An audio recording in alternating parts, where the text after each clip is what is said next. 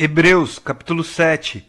Porque este Melquisedeque, que era rei de Salém, sacerdote do Altíssimo, e que saiu ao encontro de Abraão quando ele regressava da matança dos reis, e o abençoou, a quem também Abraão deu o dízimo de tudo. Primeiramente por interpretação, rei da justiça, e depois também rei de Salém, que é rei da paz.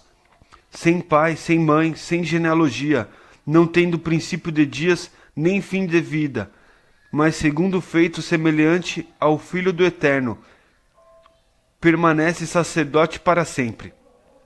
Considerai, pois, quão grande era este, a quem até o patriarca Abraão deu os dízimos dos despojos. E os que dentre os filhos de Levi receberam o sacerdócio têm ordem, segundo a lei, de tomar o dízimo do povo, isto é, de seus irmãos, ainda que tenham saído dos lombos de Abraão.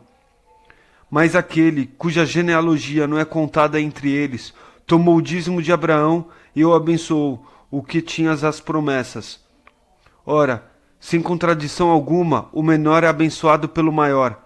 E aqui certamente tomam dízimos homens que morrem. Ali, porém, aquele de quem se testifica que vive.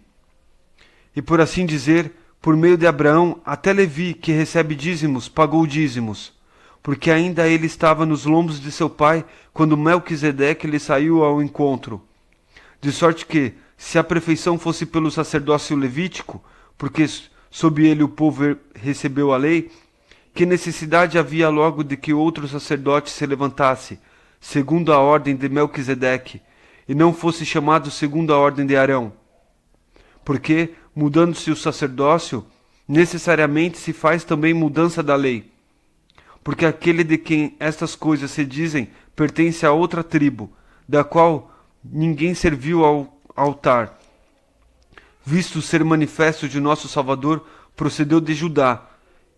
Concernente a essa tribo, nunca Moisés falou de sacerdócio, e muito mais manifesto é ainda, se é semelhança de Melquisedeque, se levantar outro sacerdote, que não foi feito segundo a lei do mandamento carnal, mas segundo a virtude da vida incorruptível.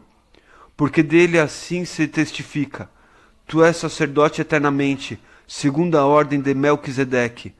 Porque o procedente mandamento é abrogado por causa da sua fraqueza e inutilidade, pois a lei nenhuma coisa aperfeiçoou. E desta sorte é introduzida uma melhor esperança, pela qual chegamos ao Eterno. E visto como não é sem prestar juramento, porque certamente aqueles sem juramento foram feitos sacerdotes, mas este com juramento, por aquele que lhe disse: jurou o Senhor e não se arrependerá, tu és sacerdote eternamente, segundo a ordem de Melquisedeque. De tanto melhor aliança, Yeshua foi feito afiador. E na verdade, aqueles foram feitos sacerdotes em grande número, porque pela morte foram impedidos de permanecer. Mas este, porque permanece eternamente, tem um sacerdócio perpétuo. Portanto, pode também salvar perfeitamente os que por ele se chegam ao Eterno, vivendo sempre para interceder por eles. Porque nos convia tal sumo sacerdote, santo, inocente, imaculado, separado dos pecados e feitos mais sublimes do que os céus, que não necessitasse, como os sumos sacerdotes, de oferecer cada dia sacrifício, primeiro por seus pecados e depois pelos do povo, porque isso fez ele uma vez, oferecendo-se a si mesmo. Porque a lei constitui sumos sacerdotes a homens fracos, mas a palavra do juramento, que veio depois da lei, constitui ao Filho, perfeito para sempre.